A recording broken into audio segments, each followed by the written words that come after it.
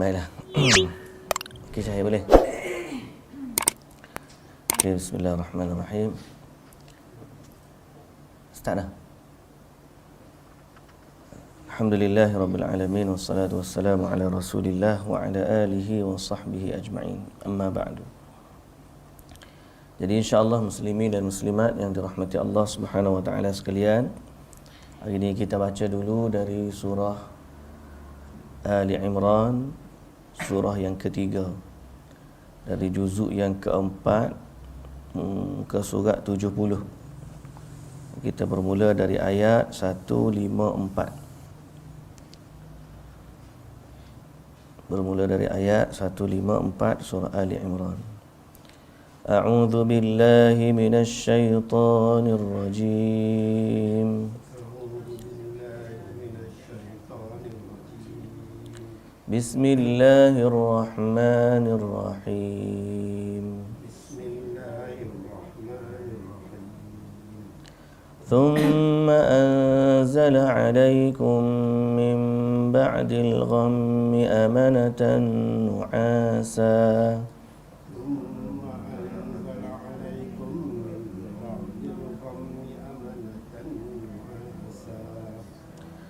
نعاسا يغشى طائفة منكم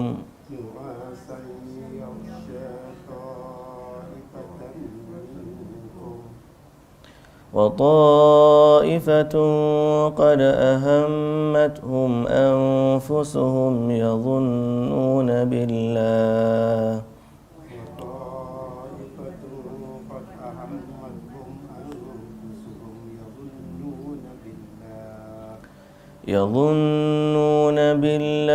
غير الحق ظن الجاهلية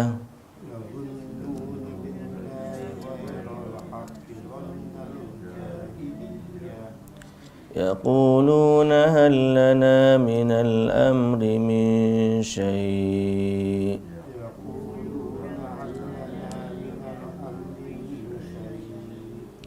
قل إن الأمر كله لله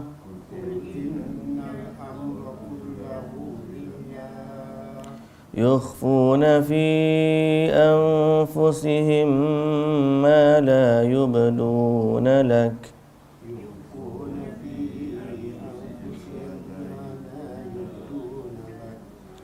يقولون لو كان لنا من الأمر شيء ما قتلنا هاهنا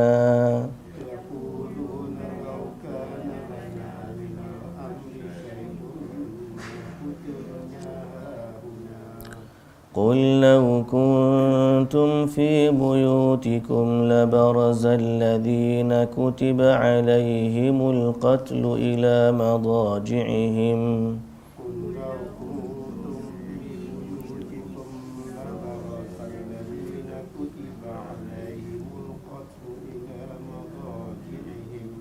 وليبتلي الله ما في صدوركم وليمحص ما في قلوبكم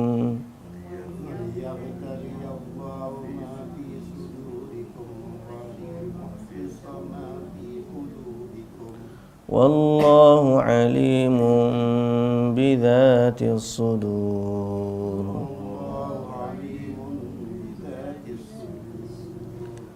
إن الذين تولوا منكم يوم التقى الجمعان إنما استزلهم الشيطان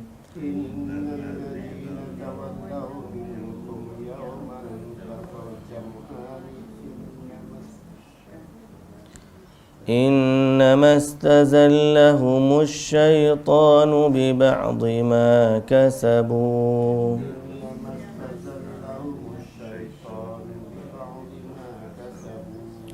ولقد عفى الله عنهم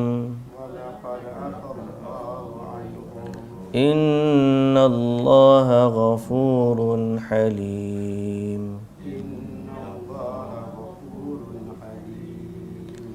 يا أيها الذين آمنوا لا تكونوا كالذين كفروا يا أيها الذين آمنوا لا تكونوا كالذين كفروا وقالوا لإخوانهم إذا ضربوا في الأرض أو كانوا غزا لو كانوا وقالوا لإخوانهم إذا ضربوا في الأرض أو كانوا غزا لو كانوا عندنا ما ماتوا وما قتلوا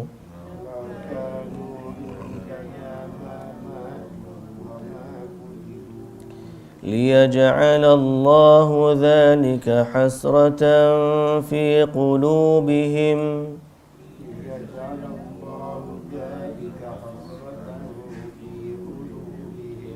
والله يحيي ويميت والله بما تعملون بصير ولئن قتلتم في سبيل الله أو متم لمغفرة من الله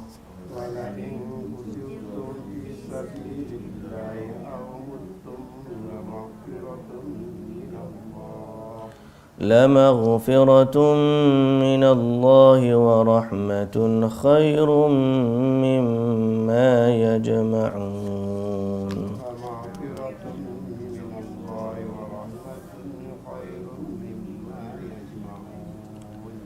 ولئن متم أو قتلتم لإلى الله تحشرون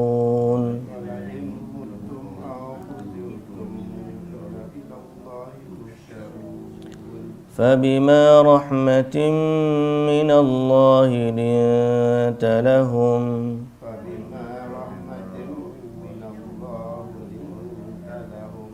ولو كنت فظا غليظ القلب لانفضوا من حولك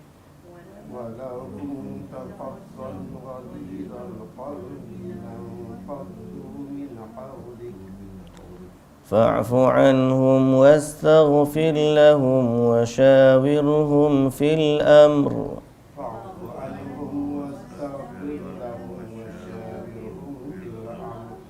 فإذا عزمت فتوكل على الله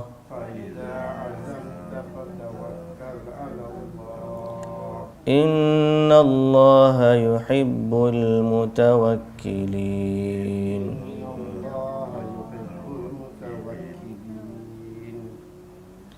إن ينصركم الله فلا غالب لكم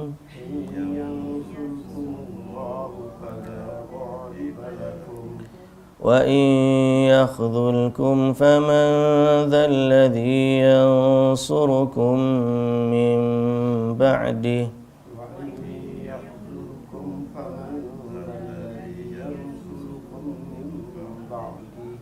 وعلى الله فليتوكل المؤمنون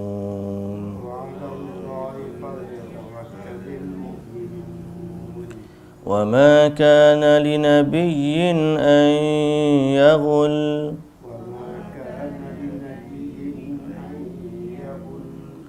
ومن يغل يأت بما غل يوم القيامة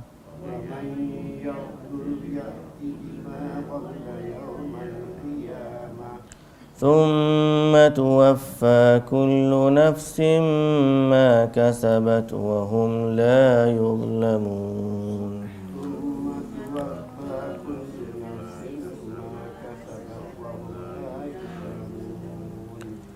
أفمن اتبع رضوان الله كمن باء بسخط من الله ومأواه جهنم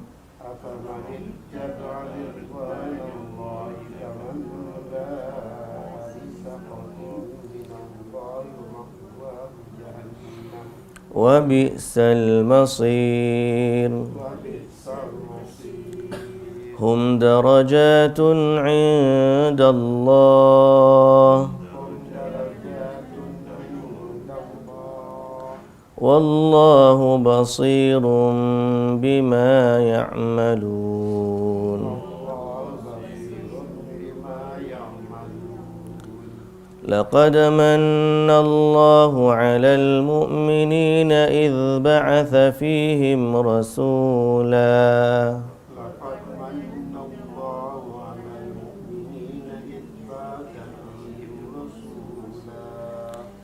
إذ بعث فيهم رسولا من أنفسهم يتلو عليهم آياته إذ بعث فيهم رسولا من أنفسهم يتلو عليهم آياته ويزكيهم ويعلمهم الكتاب والحكمة ويزكيهم ويعلمهم الكتاب والحكمة وإن كانوا من قبل لفي ضلال مبين وإن كانوا من قبل لفي ضلال مبين أولما أصابتكم مصيبة قد أصبتم مثليها أولما أصابتكم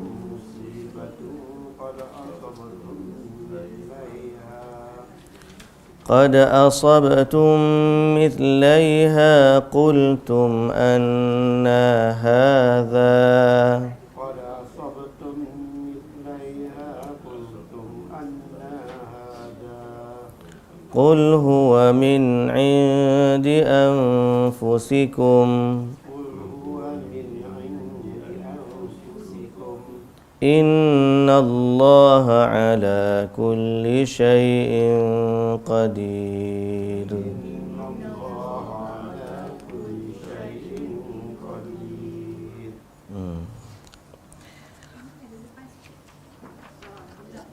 Ada lampu di belakang tu. Buka lampu dia, buka aircon tepi tu. Sejuk sikit.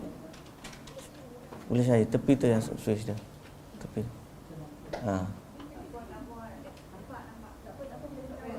Nampak.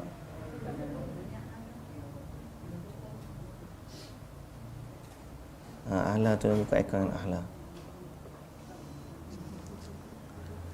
Bismillahirrahmanirrahim. Alhamdulillahi Rabbil Alamin.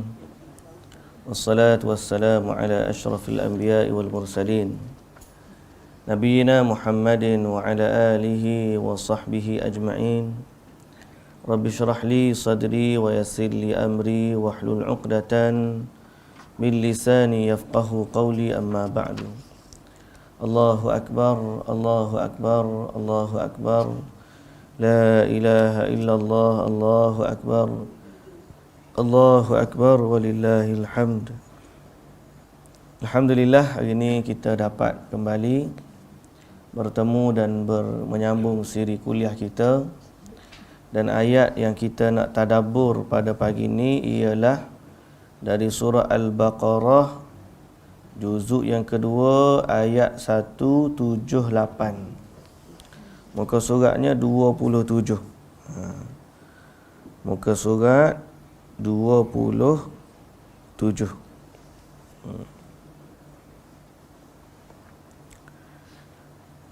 Baik.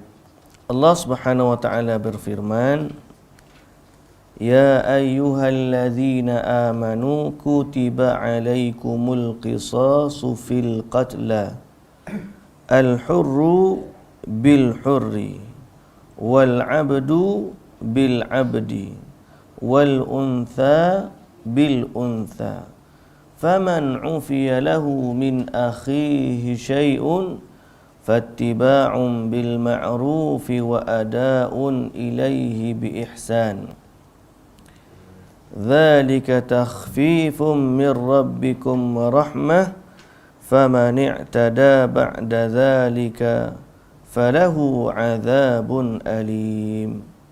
Ayat seterusnya, walakum fil qisasi hayatun ya ulil albabi la'allakum tattaqun.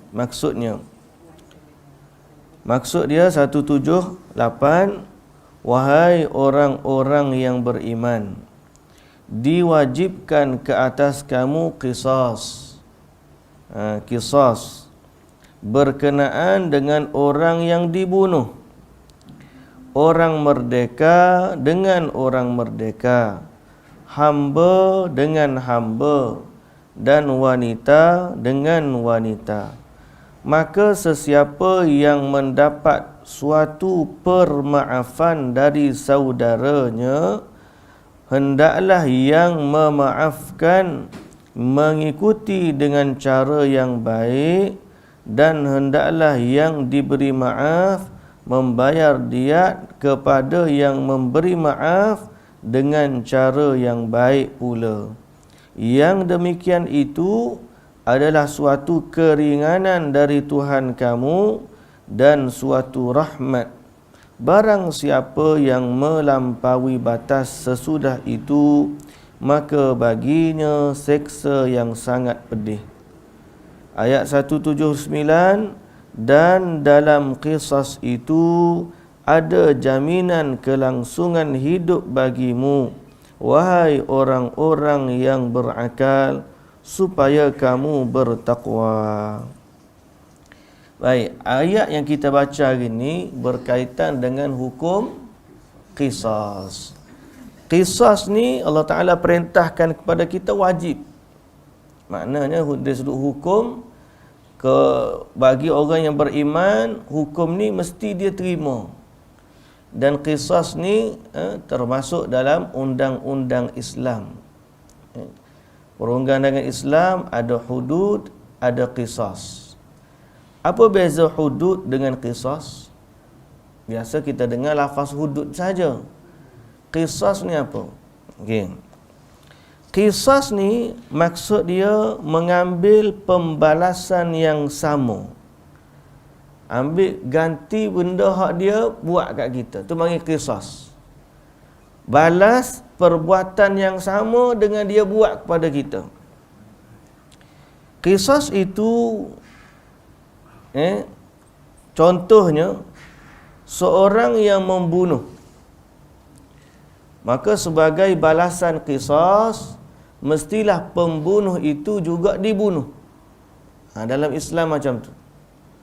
Kalau dia bunuh, maka hukum dia adalah qisas, iaitulah hukum dibunuh sebab perbuatan dia membunuh, maka akhirnya dia juga dibunuh. Qisas. Kalau dia potong tangan, maka ditangkap orang potong tangan tu, potong juga tangan dia. Dia panggil balasan, hukum balas yang sama. Kalau dia tumbuk orang sampai tercabuk gigi, dia ambil arah tu, cabut juga gigi dia. Sampai ke tahap tu, adilnya Islam.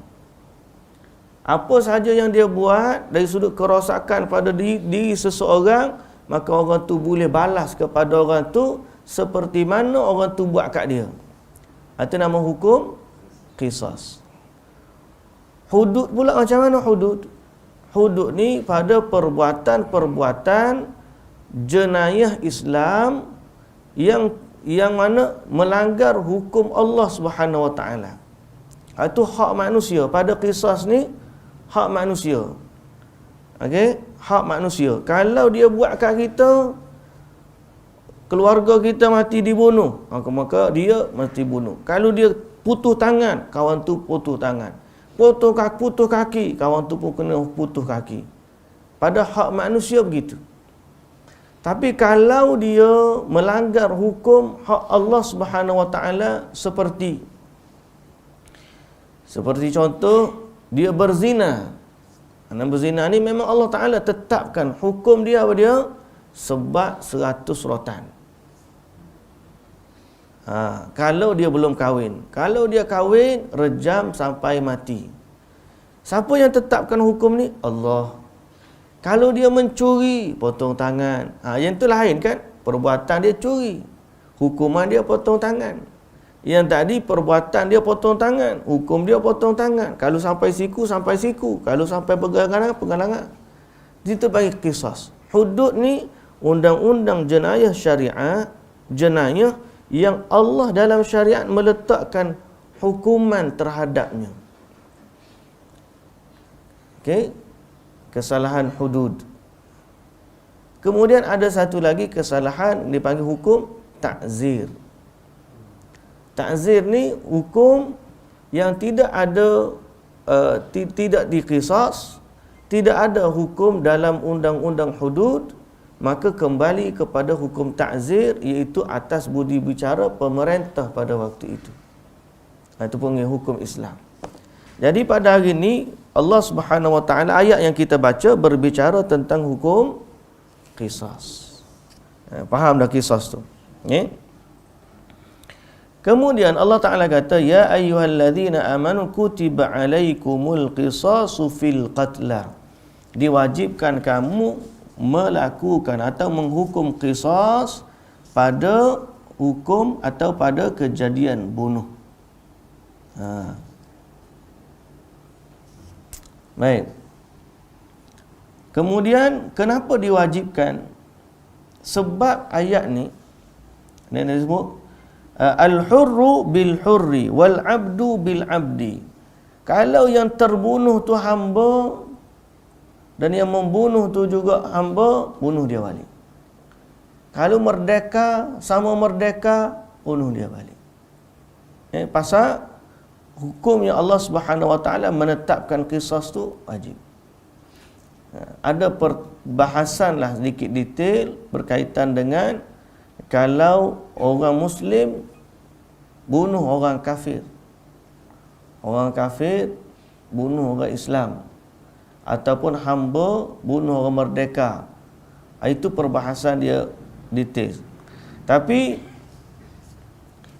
kalau kafir tu kafir zimmi, maknanya orang yang duduk dalam negara Islam, kemudian dia diberi jaminan, ada perbahasan juga. Ala kulli hal, itu detail. Kita tak pergi sampai ke situ. Cuma kita nak faham bahawa dalam agama kita ni Allah Subhanahu wa taala mewajibkan kepada umat berlaku adil dalam hak manusia. Kalau dia bunuh, maka diwajibkan juga bunuh. Okey? Kalau merdeka dengan merdeka, hamba dengan hamba, wanita dengan wanita, wala tatajawazu wa ta'tadu bima'tada min qablikum. Dan jangan pula kamu melampaui batas. Okey? Melampaui batas. Sebab turun ayat ni kerana dulu Bani Nadir, golongan Yahudi, bila berperang dengan Bani Quraidah, bila mereka memerangi Bani Quraidah, kana idza qatala an-nadari al-Quradhi la yuqtal bih. Dia kata dulu kerana orang Yahudi ni, Bani Nadir ni kira bani yang tinggi sikit kedudukan dia. Kalau dia bunuh Yahudi Bani Quraidah, orang Quraidah tak boleh bunuh balas orang Bani Nadir. Kerana kedudukan kasta dia lah, seolah-olah gitulah. Kalau kaum ni bunuh, tak boleh bunuh balas. Pasal hak ni mulia, dia anggap nyawa dia ni tak setara dengan pembunuh dia. Di dalam Islam, sama. Kalau orang tu bunuh, nyawa dia pun sama dah dengan orang ni.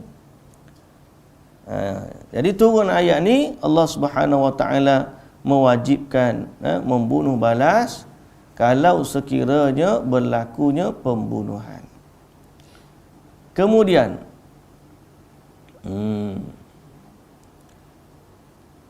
jumhur ulama mengatakan bahawa seorang Muslim tidak dibunuh balas apabila dia membunuh orang kafir, tetapi dia dihukum dengan hukum ta'zir. Sebab apa?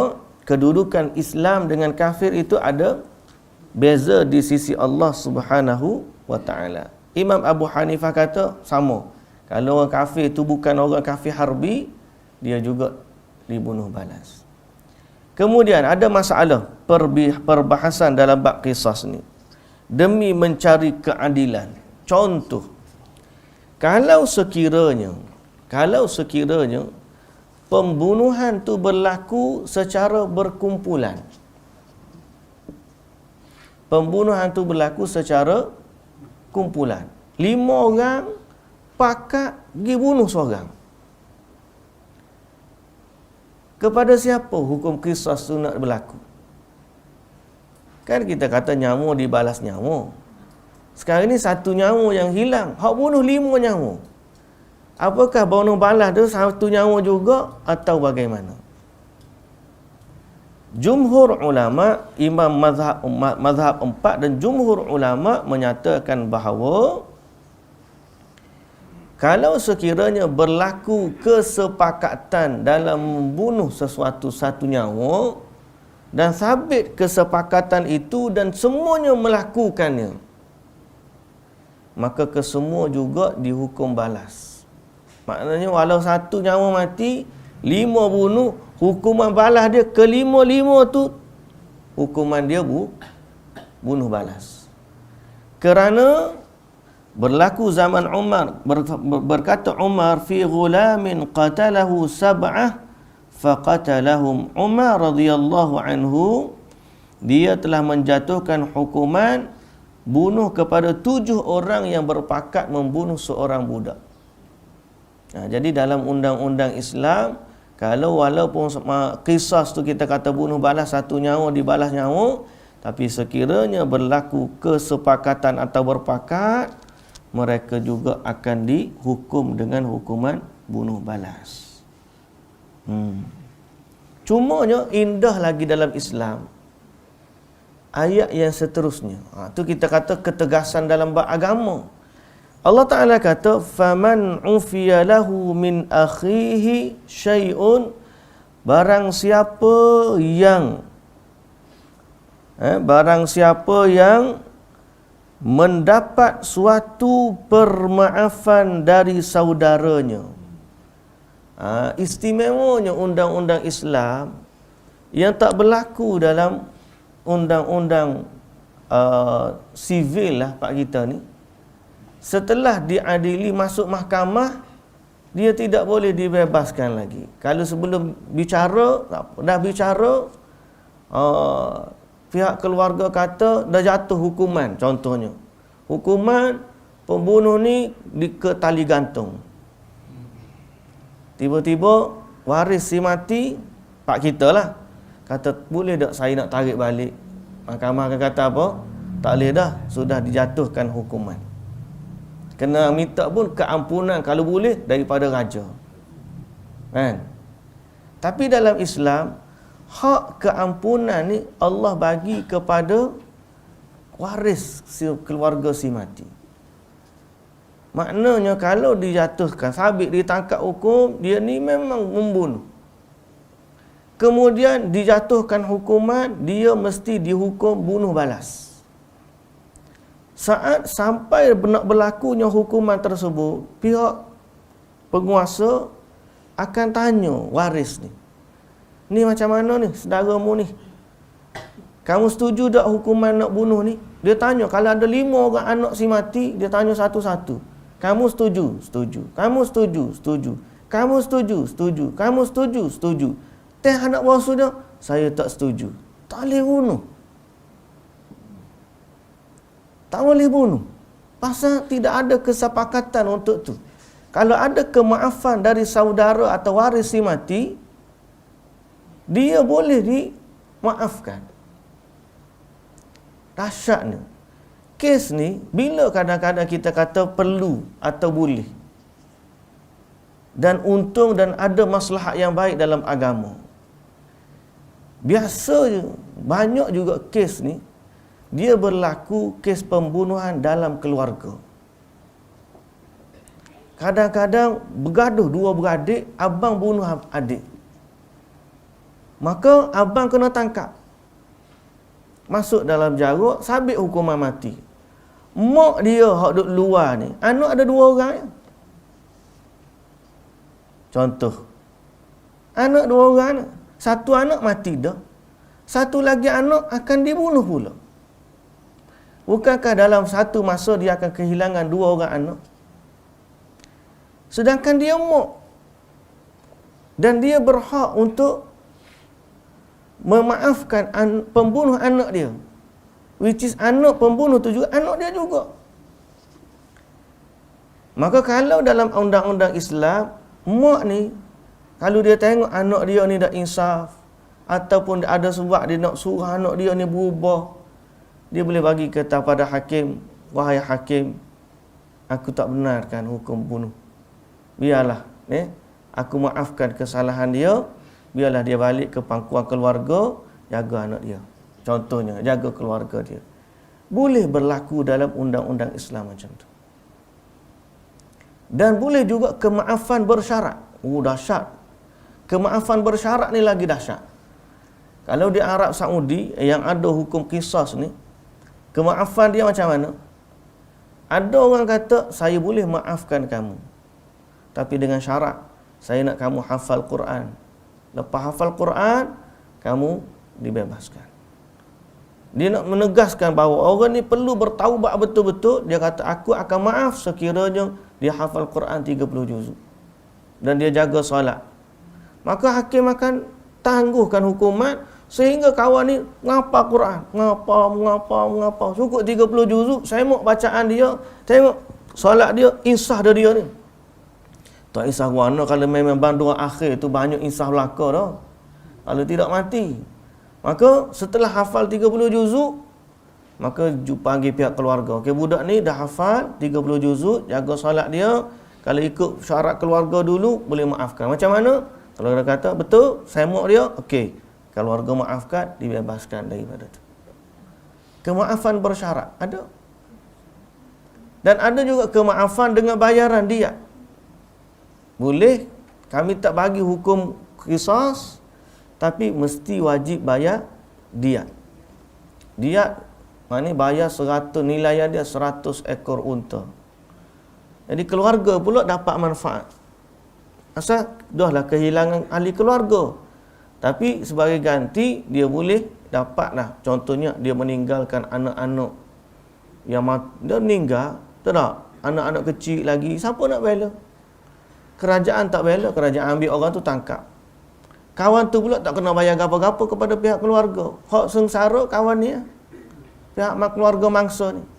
Sebab tu Islam ni satu undang-undang yang Allah Ta'ala, qisas dan hudud ni Allah Ta'ala yang implementkan kepada kita dengan ilmu yang maha luas yang ada pada Allah yang maha mengetahui. Maslahat yang ada pada kita tu Allah Ta'ala jaga lebih daripada kita. Sebab tu memberi keyakinan kepada undang-undang Allah adalah sebahagian daripada keimanan yang wajib kita ada. Kerana Allah tidak menzalimi hamba-hambanya. Jadi sebab tu dalam undang-undang Islam ni ada hak Allah, Allah Ta'ala jatuhkan hukum, kita kena laksanakan hukum Allah. Ada hak manusia, Allah Ta'ala bagi 2. Hukum Allah Ta'ala letak, tapi Allah Ta'ala bagi ruang untuk kemaafan bagi pihak manusia. Dia boleh maafkan dengan syarat, dan dia juga boleh maafkan tanpa syarat. Kalau dia kata, saya diat pun tak nak, apa pun tak nak, saya maafkan dia. Kan ada hak yang di US, kan, dekat US tu, dia maafkan pembunuh anak dia tu kan, dia maafkan tanpa syarat. Di sini sebab tu dari sudut dakwah, bila berlaku dekat US macam tu, orang mula celek mata pada Islam, bahawa ada benda sebegini dalam Islam. Kalau orang lain, payah. Tapi dalam Islam ada nilai kemaafan. Dalam Islam ada nilai kasih sayang. Walaupun mereka orang barat ni duduk promosi kasih sayang, love dan sebagainya, dan duk katakan orang Islam ni ganas, teroris dan sebagainya, tapi in reality kasih sayang tu ada pada orang Islam dengan kemaafan, dengan bantuan. Sebagai contoh, kalau dia buat social eksperimen, kan banyak kan orang putih ni dekat konten dia buat social eksperimen. Macam mana buat sosial eksperimen? Dia jadi berlaku macam orang susah, dia minta bantuan. Can you help me? Can you help me? Kita duk tengok tu, kebanyakan orang lalu tu tak nak tolong, tak nak tolong, tak nak tolong. Sampai satu tu nak tolong, berhenti. Tanya nama siapa? Muslim. Sebab sifat orang Islam ni mudah tolong orang. Dalam diri dia tu ada kasih sayang yang Allah Ta'ala suruh kita ni bersifat dengannya. Apatah lagi Allah, kita menyembah Allah Tuhan yang Maha Pengasih lagi Maha Penyayang. Sebab tu kalau orang kata Islam ni teroris, dan kalau orang kata kita kena tengok model barat dalam kasih sayang, love dan sebagainya, kasih sayang mereka adalah kasih sayang yang bersifat kadang-kadang menyimpang. Love yang ada pada dia lebih berkait kepada mungkin hubungan kelamin dan sebagainya. Tapi dalam sebuah masyarakat, nak jaga orang tua pun kadang-kadang berakhir di rumah orang-orang tua. Kita dalam Islam tak. Sampai pembunuh pun ada tawaran kemaafan. Sehingga Allah Ta'ala bagi izin kepada keluarga si mati, maafkan. فَمَنْ عُفِيَ لَهُ مِنْ أَخِيهِ شَيْءٌ فَاتِّبَاعٌ بِالْمَعْرُوفِ. Malah Allah Ta'ala kata kepada yang dimaafkan, hendaklah kamu buat baik kepada orang memaafkan kamu. Dahsyat. Wa ada'un ilaihi bi ihsan, dan kepada orang yang memaafkan, kalau dia nak kepada duit, bagilah. Bayarlah harta. Sebab tu dalam bab diat ni pun satu hal juga. Bab diat ni pula, kalau dia kes kisas ni tuan-tuan, kisas ni, bunuh balas ni hanya berlaku pada pembunuhan dengan sengaja. Dalam Islam ni dia ada 3 kategori pembunuhan. Kalau cerita bab kisas. Kategori pertama, bunuh dengan sengaja. Kategori kedua, bunuh tak sengaja atau tersalah. Kategori ketiga, membunuh separa sengaja. Macam mana separa sengaja ni? Okey, dia kena tengok mendua perkara. Intention, niat membunuh, dengan alatan membunuh. Okay. Dia niat, dia tengok niat dan juga alat. Kalau dia ada niat membunuh dan alat yang dia guna tu memang boleh mendatangkan kematian, maka dikira dia membunuh dengan sengaja. Memang dia ada niat dan alat yang dia guna memang boleh mematikan. Dia ambil pisau, tikam. Tapi dia kata, ustaz, dia tak sebut pun saya sahaja aku niat bunuh kawan tu 3 kali tikam. Tak ada. Macam orang dia niat puasa dah. Nawaitu saumaradin an adai. Sebab tu saya kata dalam bab niat ni tak perlu lafaz. Kalau dia ambil pisau, dia bergaduh-gaduh, dia ambil pisau, tikam, mati, hakim akan charge dia membunuh dengan sengaja. Membunuh dengan niat bahasa sebab kita. Mana niat dia? Dia ambil pisau dia gitu. Tak adalah dia kata sahaja aku bunuh kamu 3 kali tikam sampai mati. Tak adalah lillahi ta'ala tu. Kalau lillahi ta'ala berat pula lah. Tak. Ini membunuh dengan sengaja, niat. Yang kedua, membunuh tak sengaja, membunuh tersalah. Macam mana? Dia tak ada intention langsung nak bunuh. Dia tak ada pun intention. Dia nak buat benda lain. Sebagai contoh, dia duduk rumah apartmen tinggi, dia duduk siram pokok bunga dia. Lepas tu dia betulkan pasu bunga, dia terkalih, siku dia ni terkena pasu, jatuh daripada tingkat 10, tiba-tiba kena orang bawah. Mati. Maka tengok-tengok, dia masa tu, dia tak tahu pun orang tu ada lalu. Dia pun tak ada apa, dia tersalah. Mati kawan tu. Mati kawan tu. Ataupun dia tengah-tengah bawa kereta, tiba-tiba ada budak lalu. Dia tak ada kata nak lalu. Budak tu tiba-tiba mari. Accident. Meninggal. Ataupun dia tengah memanah. Main-main mana. Tak. Dia tak tahu belakang tu pun memang biasa clear. Tak ada orang. Tiba-tiba ada orang pergi main belakang tu, dia duk main target panah dia ni. Terlepas tak kena. Tak kena, pergi kena orang belakang tu. Dalam keadaan dia tak tahu. Tengok-tengok ada orang mati. Maka dia ditangkap. Charge dia apa? Membunuh tanpa niat. Ini kita kata membunuh tak sengaja. Hak separuh sengaja macam mana? Hak separuh sengaja ni, dia ada niat mencederakan dengan alat yang tidak membunuh. Tapi tiba-tiba kawan tu mati.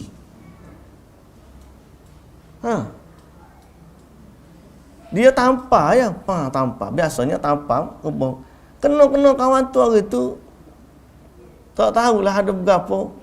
Tampar mati, mati. Atau dia nak buat prank kan, dia nak prank. Tak tahu kawan tu sakit jantung. Ni budaya prank bahaya juga ni. Kawan tu sakit jantung.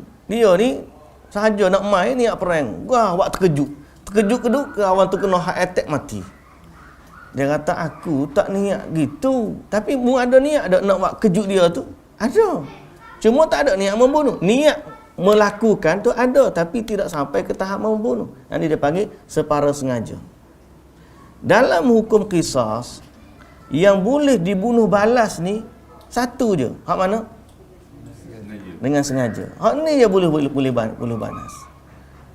Bukan semua orang pun mesti kena bunuh balik dah. Mesti dia ada intention untuk membunuh, dia guna alat membunuh, sabit kesalahan membunuh dengan niat, orang ni lah hak layak dibunuh balas. Tapi kalau dia membunuh tak sengaja atau separa sengaja, keluarga tak boleh minta dia untuk dibunuh balas.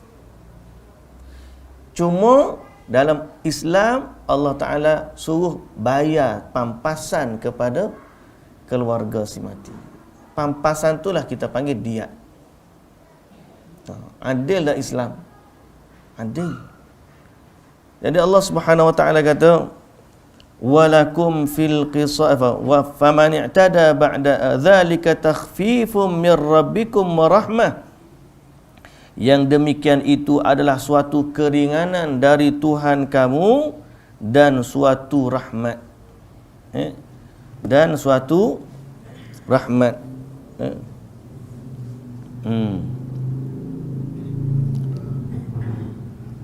Fal'afu an yaqbala diyah fil amd. Okay. Dia adalah rahmat dan juga keringanan daripada Allah Subhanahu wa ta'ala. Inilah indahnya kerana Allah benarkan seorang itu memaafkan dan menerima diat. Kalau tiba-tiba diat ni kan, kita nak sebut tadi, diat dua hak, kategori nombor 2 dan nombor 3. Separa sengaja dengan tak sengaja.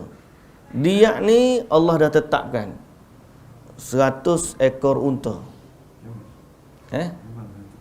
Memang ditetapkan asal dia. Dia pihak keluarga tidak boleh tuntut lebih daripada hak telah ditetapkan. Kalau dia nak maaf boleh. Tapi ada satu lagi diat, iaitu diat kemaafan tadi. Ni keluarga ni dia bunuh dengan sengaja. Lepas tu ditangkap, hukuman dia bunuh balas, qisas. Hukuman dia qisas. Keluarga kata, saya nak maaf tapi dengan syarat saya nak diat. Nak maaf dengan syarat bayar diat. Kalau diat yang berganti kemaafan ni, diat hak ni, hak nombor 1, kategori nombor 1. Diat tu open. Maksud open bergantung kepada budi bicara. Kalau keluarga tu kata, saya tak nak 100 ekor unta. Kalau nak kemaafan, saya nak 100 juta. Contoh. Kebetulan pula hak bunuh pula memang kaya-kaya. Bilioner. Sama ada anak dia mati atau dia bayar 100 juta. Bagi contoh. Maka dalam kes tu, dia dibenarkan. Sebab dia ada hak kemaafan tu pada dia. Jadi dia tuntut hak dia tu dengan nilaian 100 juga. Atau 50 juta. Atau lebih daripada tu, 10 juta. Atau 1 juta. Tu pulang. open. Pasal apa? Sebab bergantung kepada kemaafan yang ada pada. Kalau mu tak nak bayar, macam inilah kita kira bunuh. Dia akan nilai keperluan keluarga dia. Dia akan nilai kemampuan orang tu. Dia kata kalau setakat bayar 1 juta, mungkin dia akan bunuh orang lain pula. Sebab pada dia 1 juta ni bayar mudah ya. Bagi contoh, kalau nak suruh dia insaf, kena 50 juta, 10 juta, baru dia insaf. Jadi ada ruang untuk budi bicara dalam masalah kemaafan atau dia. Tapi kalau dia nak maafkan tanpa syarat, itu juga boleh. Jadi keluasan ini Allah Ta'ala bagi supaya orang Islam pertama menghargai nilai kemaafan, yang kedua supaya waris si mati mendapat hak dan juga pampasan di atas kehilangan orang yang telah meninggal. Jadi kalau hikmah tu ada, sebab tu Allah Ta'ala kata walakum fil qisasi hayatun, kepada kamu, bagi kamu pada qisas adanya kehidupan. Ya ulil albab la'allakum tattaqun. Ada kehidupan, maksud apa? Pada qisas ada kehidupan. Apa maksud dia? Siapa boleh bagi penjelasan sikit? Dia faham macam mana? Pada qisas Allah Ta'ala kata, macam mana ayat dia? Dan dalam qisas itu ada jaminan kelangsungan hidup bagi kamu, wahai orang-orang yang berakal, supaya kamu bertakwa. Apa maksud dia? Menarik juga ni.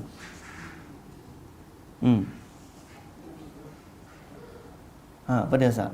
Kelangsungan untuk keluarga yang kematian. Kelangsungan untuk keluarga yang kematian. Okey, lagi? Adanya awak lagi? Tak ada dah. Walakum fil qisasi hayatun. Bagi kamu dalam qisas itu ada jaminan hidup. Maknanya apa? Disebut dalam tafsir ialah tujuan Allah Ta'ala mensyariatkan qisas supaya orang tidak berbunuh-bunuhan, supaya menjaga kelangsungan hidup masyarakat. Maknanya bila ada satu qisas dalam masyarakat, orang tak akan berani dah bunuh orang lain. Boleh faham? Itu maksud kelangsungan hidup masyarakat. Bukanlah tujuan Allah Ta'ala nak suruh buat qisas ni supaya setiap kali orang bunuh, kita pergi bunuh orang. Tak, bukan tujuan maksud Allah Ta'ala suruh kita ni berbunuh sama-sama. Kita dah. Tapi Allah Ta'ala syariatkan supaya bila berlaku satu kali pembunuhan, ditangkap orang ni, kemudian dihukum balas dengan qisas, insya-Allah lepas daripada tu manusia akan hidup aman, tak ada orang berani bunuh orang. Sebab pengajaran dia terlalu berkesan dalam hati orang. Sebab bila berlaku qisas, pertama pembunuh tu memang kena hukum lah. Yang kedua, dia dipertontonkan. Tujuan Allah Ta'ala buat qisas. Di mana hukum qisas ni buat? Allah Ta'ala suruh panggil orang. Panggil orang. Kalau pak kita, bandu akhir seorang-seorang dia ya. Kita hanya dengar, terpaksa pula pihak penjara kena buat pameran demo. Kalau sebab macam ni tali ni buat pameran gantung, tapi tak nampak pun orang. Tapi qisas, real case, Allah Ta'ala kata, dia hukum qisas, waktu nak dibunuh, diiklankan pada masyarakat, orang mari tengok seperti mana hukum sebab, begitulah juga hukum qisas, orang tengok pembunuhan balas tu berlaku. Jadi bila orang tengok ni, Allahu Akbar, takut. Apa dia nak buat? Dia tengok depan mata dia hukuman tu. Saya ingat kawan saya cerita waktu di Madinah, dia belajar. Saya di Madinah saya tak sempat. Zaman dulu waktu saya sebelum sampai tu senior cerita, memang berlaku ada dekat yalah sebab bukan setiap tahun ada. Dia pembunuhan yang ada di Saudi, dalam orang panggil statistik dia, selama King Fahad kau kata gitu, atau selama 10 tahun, menyamai statistik Amerika bunuh lah sehari. Pasal apa? Sebab pengajaran tu. Di barat bunuh dah pistol ada tung banyak orang mati. Di Madinah dulu, waktu di Madinah kawan ni cerita. Dia sahabat saya ni, dia dulu orang Iban, Sarawak. Lepas tu dia masuk Islam, belajar di Perkim, kemudian sambung belajar ke Madinah. Alhamdulillah. Sekarang ni dia berkhidmat dengan Jabatan Agama Islam Selangor. Tapi dia senior lah. Dia cerita waktu dia dulu, berani. Kawan-kawan cerita, dia ni berani ni. Waktu hak pergi kisah tu, orang lain duduk jauh-jauh je. Dia pergi duduk depan sekali. Waktu pergi depan tu, ambulans ni ada 4-5 buah. Saya kata, kenapa banyak? Orang bunuh ramai ke? Tak, orang yang kena bunuh seorang je. Habis tu orang pengsan tu ramai. Dia duduk tunggu, bila tu tengok pak kena tu, orang yang tengok ni kerana pengajaran atau kedahsyatan, rebah pengsan. Ambil tu ambulans ni kena itu pula orang-orang hak pengsan ni. Tapi pengajarannya ialah lepas daripada kes tu memang orang tak berani.